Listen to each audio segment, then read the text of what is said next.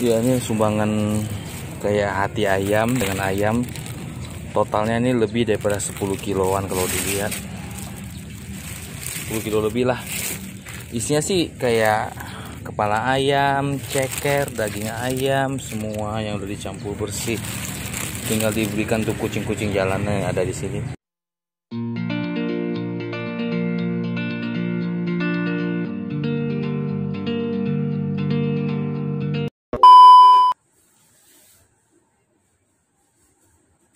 Ya, semuanya apa kabar?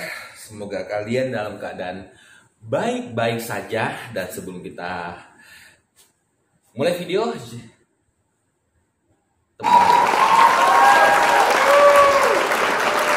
ya baik teman-teman,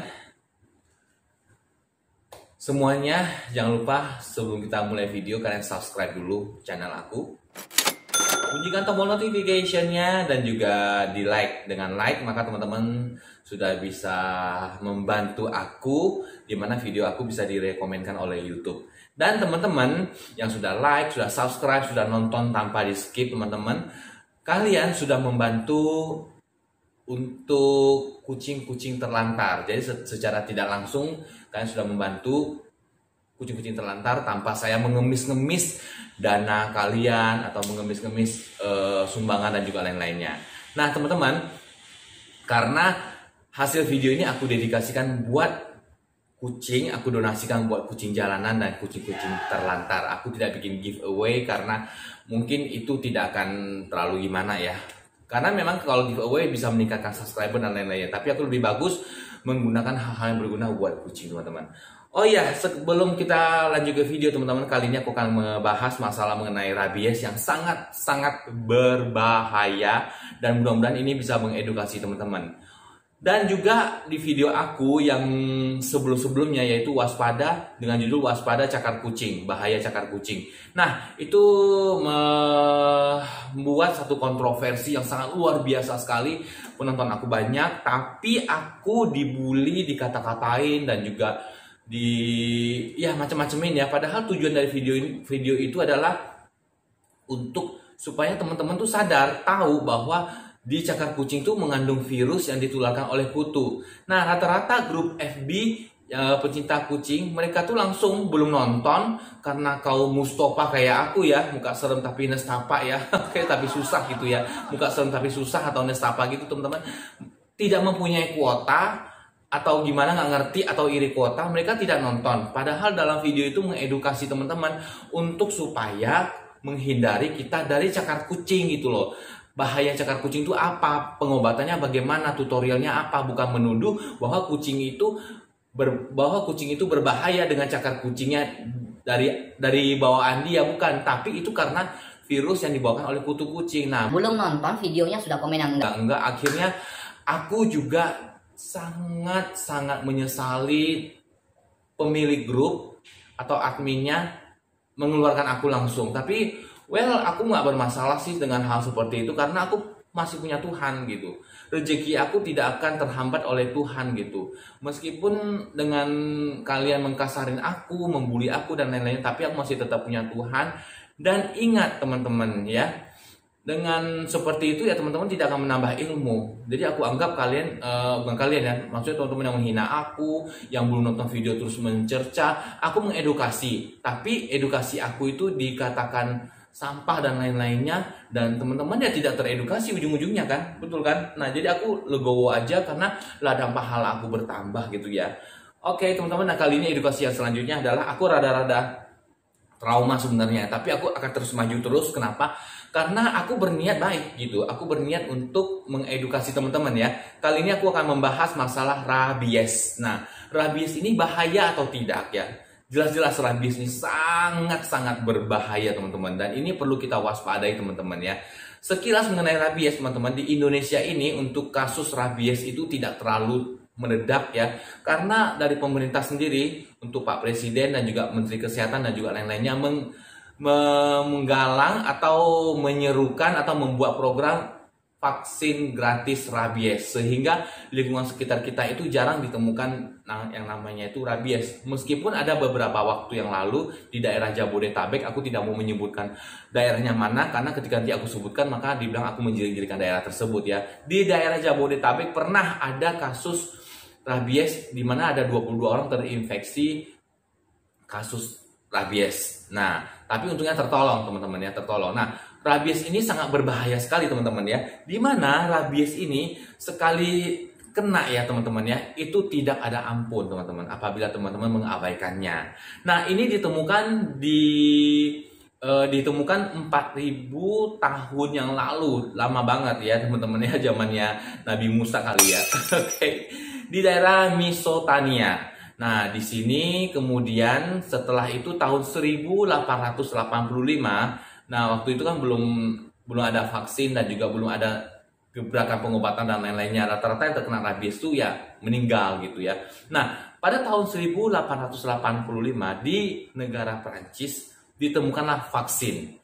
Nah, penemunya adalah Dr. Louis Pasteur gitu. Nah, di sini fungsi vaksin tersebut adalah melindungi sistem kekebalan tubuh manusia yang terinfeksi oleh virus ini. Meskipun kita nih daya imunnya kuat nih ya, tapi masih tetap aja bisa kalah dengan virus ini. So, vaksin tersebut melindungi kekebalan tubuh kita untuk melawan virus tersebut, teman-teman. Nah, teman-teman, di sini negara terparah dulu, negara terparah ya, yang mempunyai riwayat rabies terbanyak adalah di Filipina. Itu banyak banget yang terkena rabies.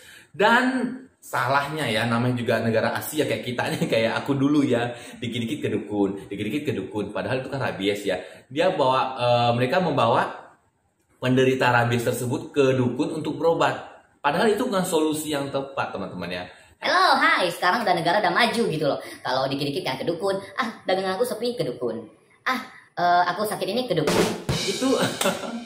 Itu bukan ya teman-teman ya, kayak aku nih ya. Oke ya. Kayak aku dulu nih, gara-gara pengen ini, pengen itu ya, lewati lembah, gunung, sungai ya kan, mendaki gunung, lewati lembah gitu ya. Aku sampai lewat-lewat sawah-sawah, kena gigit lintah, bawa ayam, bawa rokok, gudang garam dan lain-lainnya buat si dukunnya. Tapi ujung-ujungnya nol nihil gitu ya teman-teman ya. Karena memang itu waktu itu aku belum dewasa banget, pikirannya belum terlalu bijak, mentelaah ya teman-teman ya. So, jangan percaya dukun, musyrik, percaya sama Tuhan ya teman-teman ya. Oke teman-teman, di sini untuk rabies ini ditularkan oleh air liur yang sudah mengandung bakteri rabies. Nah, penularannya itu melalui pertama yaitu gigitan si anjing atau si kucing, bisa ya. Jadi digigit kemudian masuk penyakit itu. Yang kedua, kita sudah luka nih. Sudah luka di badan kita, ada bekas luka yang terbuka ya, menganga lebar gitu ya teman-teman ya. Nah, tiba-tiba kucing atau anjing menjilatin luka kita, atau nggak sengaja terkena air liurnya si kucing atau si anjing yang terinfeksi dengan virus rabies tersebut, itu bisa juga teman-teman membuat kita sakit. Jadi ada dua metode penularannya, melalui gigitan dan juga terkena air liurnya si binatang yang mengandung rabies teman-teman. Nah, caranya ya, yaitu virus itu masuk ke dalam sel tubuh kita yang sehat, kemudian dia masuk tuh pelan-pelan tuh penyusup tuh dia masuk. Nah, di sana dia tuh membelah diri membelah diri menjadi banyak. Kemudian ya dia keluar lagi ke tubuh kita, bukan tubuh kita ya, maksudnya keluar dari sel yang sehat tersebut mencari sel yang sehat lainnya. Nah, semua sel sehat kita tuh diinfeksi oleh dia, dan kemudian dia menuju ke otak gitu teman-teman ya. Nah, setelah ke otak itu sudah parah banget teman-teman ya, udah parah banget, dan harapan untuk hidupnya ya 0,sekian% ya, hanya Tuhan teman-teman ya. Di sini teman-teman, untuk kecepatan penularannya itu ya, kecepatan si sel itu memasuki sel kita yang sehat itu adalah 3 mili per jam gitu. 3 mili per jam ya, 3 mili per second atau apa gitu ya. Pokoknya cepet banget gitulah. 3 mili 3 mm per jam kalau nggak salah sih ya, atau gimana nggak ngerti deh, pokoknya aku nggak ngerti masalah itu ya, yang jelas kayaknya seperti itu, dia cepet banget ya. Nah, jadi untuk pasien atau yang terkena infeksi rabies ini yang membutuhkan waktu 12 hari saja atau 2 minggu 14 hari untuk koid gitu. Bahaya banget teman-teman.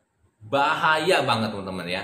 Nah, teman-teman, di sini ya untuk penyakit ini teman-teman ya, harus kita waspadai teman-teman. Terutama bagi teman-teman yang memiliki kucing ataupun anjing, jangan lupa untuk disuntik rabies. Kalaupun ada program suntik rabies gratis, teman-teman segera daftarkan gitu teman-teman, karena ini penting buat kesehatan teman-teman dan juga penting buat kesehatan kucing teman-teman dan juga penting buat kesehatan lingkungan teman-teman. Jadi apabila kalau misalnya di area teman-teman ada anjing atau kucing yang terkena rabies ya, itu bisa menyebar ke kucing-kucing lain. Misalnya ya kan ke anjing lain gitu ya, mereka berkelahi gigit ya otomatis menularkan gitu, atau secara tidak sengaja ya air liurnya masuk ke luka. Oh ya lupa ya, air liur yang termakan oleh kita atau oleh binatang lainnya bekas makanan yang penderita rabies itu juga bisa ditularkan ya. Jadi tadi ada 3 macam ya, air liur yang kena luka dan air liur yang tertelan oleh kita dan juga bekas gigitan teman-teman. Bahaya banget ya teman-teman ya.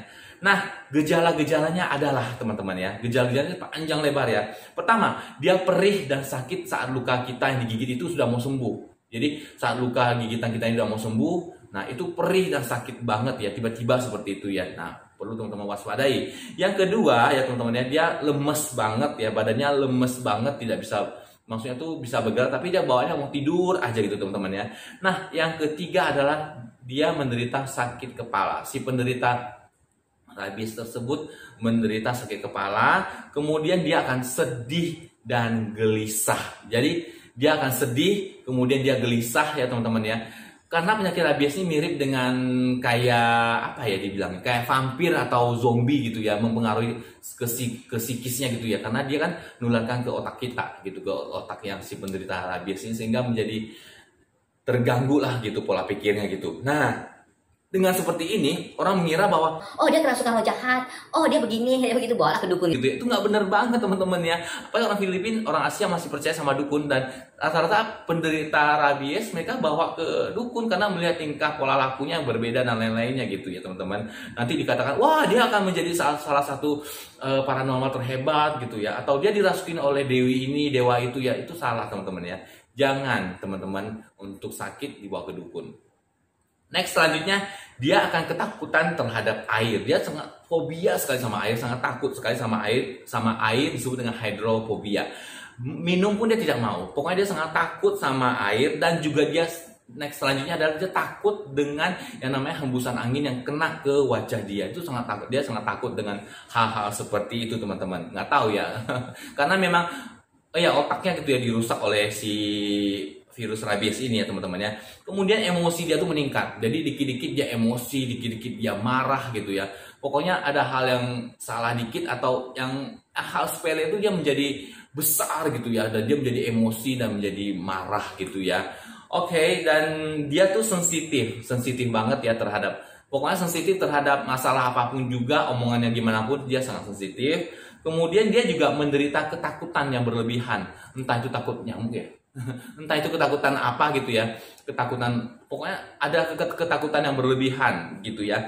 Dan selanjutnya adalah dia menjadi sangat benci terhadap kita atau terhadap apapun. Jadi dia menjadi sangat benci gitu teman-teman, karena memang jaringan otaknya sudah dirusak karena sudah menginfeksi otaknya si penderita teman-teman ya.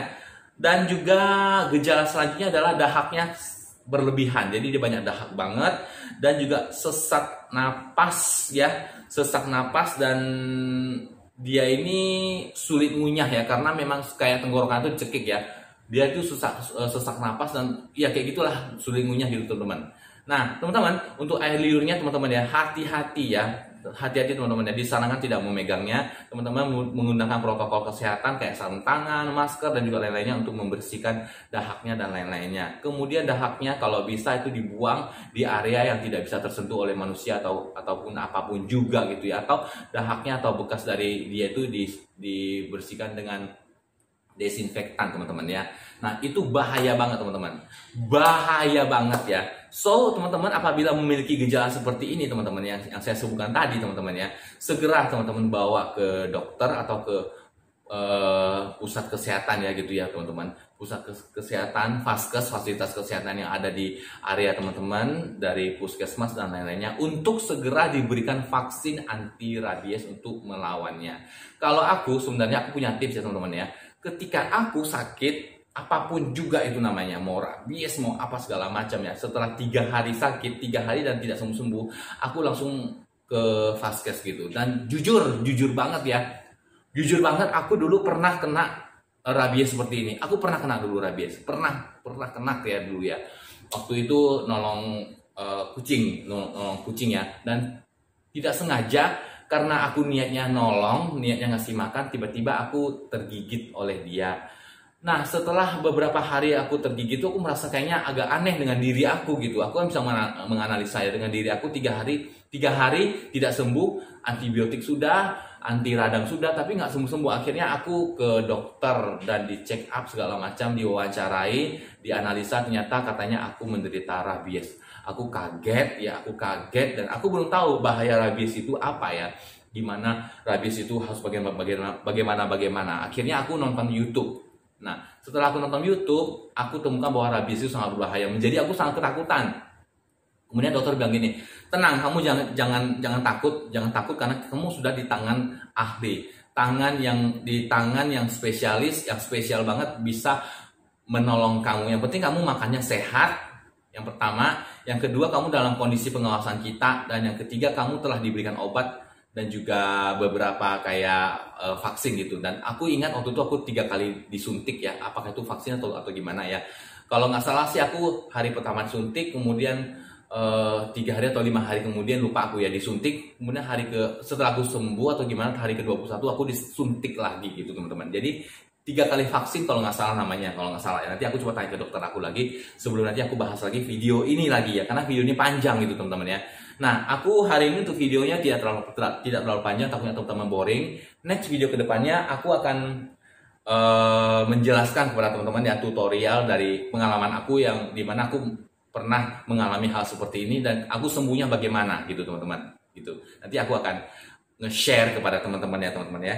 Nah, di sini untuk aku yang aku tahu ya, aku tuh masih sadar, masih tahu meskipun aku agak gimana ya. Dan aku masih mau dengar nasihat dari saudara atau siapa ya. Tapi aku juga mikir gitu loh. Ini kayaknya nggak beres ya. Makanya aku punya inisiatif ke dokter gitu ya, teman-teman ya. Nah, di sini teman-teman, yang menyebabkan dia meninggal itu adalah teman-teman ya, ketika sudah 14 hari lewat, dia akan merasa lemes dan dehidrasi karena tidak mau nyentuh air sama sekali ya teman-teman ya, nyentuh air sama sekali, lemes, dan kemudian dari lemes itu meninggal. Nah ini penyakit yang sangat jahat banget ya, membuat psikologis kita terganggu, kita lemes dan juga lain-lainnya, kemudian meninggal ya. Oke teman-teman, sekian video dari aku, tidak terlalu panjang lebar. Nanti 2 hari lagi aku akan upload lagi tentang pengalaman aku ya mengenai penyakit ini teman-teman ya. So teman-teman, untuk teman-teman yang pecinta kucing atau cat rescue sama seperti aku, baiknya teman-teman memperhatikan kesehatan kucing teman-teman. Kalau kucing teman-teman itu sehat, maka kita akan sehat. Jadi untuk menghindari hal tersebut, vaksinlah kucing teman-teman. Banyak sekali kok vaksin-vaksin kayak program dari pemerintah, vaksin gratis rabies ya. Nah teman-teman, di sini tujuan video aku bukan untuk menjelek-jelekan kucing atau binatang lainnya, tapi kenyataan bahwa virus ini ada di sekeliling kita dan kita perlu mewaspadainya teman-teman. Tuan yang sayang kepada kucingnya akan menghasilkan kucing yang sehat. Begitu juga ke kita. Impact-nya kemana? Ke kita dan ke lingkungan sekitar kita teman-teman ya. Oke teman-teman, sebelum saya mengakhiri video jangan lupa untuk subscribe dulu. Like dong, yang penting like ya teman-teman, jangan pelit-pelit like-nya, ntar nanti kuburannya sempit loh. Oke. Dan bagi teman-teman yang sudah gajian, aku doakan gaji kalian tetap awet muda ya. Dan bagi kalian jomblo, yang para jomblo sejati ya, yang para kaum Google ya, golongan single teman-teman ya, segera mendapatkan jodoh buat kalian. Dan teman-teman jangan lupa ya teman-teman ya, Bagi yang masih single juga, yang bagi yang udah, salam Kopi Cyanida, komunitas pria siap nikahi janda. Bye, Olda.